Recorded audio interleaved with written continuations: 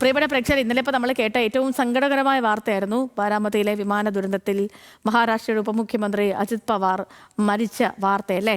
അപ്പോൾ അതിൽ അദ്ദേഹത്തിൻ്റെ സംസ്കാരം ഇന്നാണ് നടക്കുന്നത്. രാവിലെ 11 മണിയോടെ ബാരാമതിയിലെ തന്നെ വിദ്യാപ്രസ്ഥാൻ മൈതാനത്താണ് ചടങ്ങുകൾ നടക്കുക.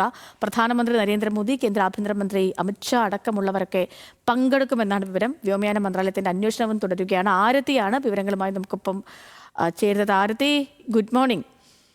എങ്ങനെയാണ് ഈ സംസ്കാര ചടങ്ങുമായിട്ടുള്ള ക്രമീകരണങ്ങൾ എങ്ങനെയാണ്? അത് വേണം. അതിനൊപ്പം തന്നെ ഈ വിഷയത്തിൽ ഈ അപകടവുമായി ബന്ധപ്പെട്ടുള്ള വ്യോമയാന മന്ത്രാലയത്തിൻ്റെ അന്വേഷണം തുടരുകയാണ്. ദുരൂഹതകളടക്കം ആരോപിക്കുന്ന അന്വേഷണമാണ്. DGCക്ക് തന്നെ പല കാര്യങ്ങളിലും സംശയമുണ്ട്. അക്കാര്യങ്ങളൊക്കെ കഴിഞ്ഞ ദിവസങ്ങളിൽ അറിയിക്കുകയും ചെയ്തിരുന്നു. അപ്പോൾ അന്വേഷണത്തിൻ്റെ ഒരു പുരോഗതി എവിടെയാണ്?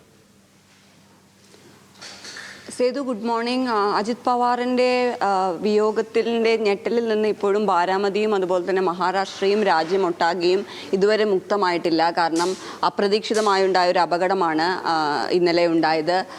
ഏതായാലും ബാരാമതിയിലെ വിദ്യാപ്രതിഷ്ഠാൻ മൈതാനത്ത് രാവിലെ 11 മണിയോടെയാണ് സംസ്കാര ചടങ്ങുകൾ നിശ്ചയിച്ചിരിക്കുന്നത്. പ്രധാനമന്ത്രി നരേന്ദ്രമോദി അതുപോലെ തന്നെ ആഭ്യന്തരമന്ത്രി അമിത്ഷാ അടക്കമുള്ളവർ സംസ്കാര ചടങ്ങുകൾക്ക് എത്തുമെന്നാണ് നിലവിൽ ലഭിക്കുന്ന വിവരം. പ്രധാനമന്ത്രി നേരിട്ട് ആദരമർപ്പിക്കാനെത്തും. അതുപോലെ തന്നെ ആഭ്യന്തരമന്ത്രി അമിത്ഷാ ഇന്നലെ തന്നെ ബാരാമതിയിൽ എത്തിയിട്ടുണ്ട്.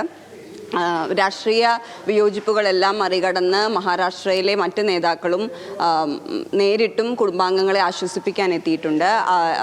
രാവിലെ വിദ്യാപ്രതിഷ്ഠാൻ ക്യാമ്പസിൽ നിലവിൽ പൊതുദർശനത്തിന് വെച്ചിരിക്കുകയാണ് മൃതദേഹം. ഇത് വിലാപയാത്രയായി ബാരാമതി നഗരത്തിലൂടെ കടന്ന് വിദ്യാപ്രതിഷ്ഠാൻ മൈതാനത്തെത്തും. അവിടെയായിരിക്കും സംസ്കാര ചടങ്ങുകൾ ക്രമീകരിച്ചിരിക്കുന്നത്. എല്ലാ ഒരുക്കങ്ങളും അവസാന ഘട്ടത്തിലാണ്.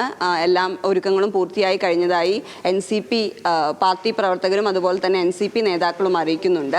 ഈ അപകടത്തിന്റെ അന്വേഷണവുമായി ബന്ധപ്പെട്ട വിവരങ്ങളിലേക്ക് കടന്നാൽ DGCയും അതുപോലെ തന്നെ വ്യോമയാന മന്ത്രാലയവും AAIBയും ദ്രുതഗതിയിൽ അന്വേഷണവുമായി പുരോഗമിക്കുകയാണ്. അന്വേഷണ നടപടികളുമായി മുന്നോട്ട് പോവുകയാണ്.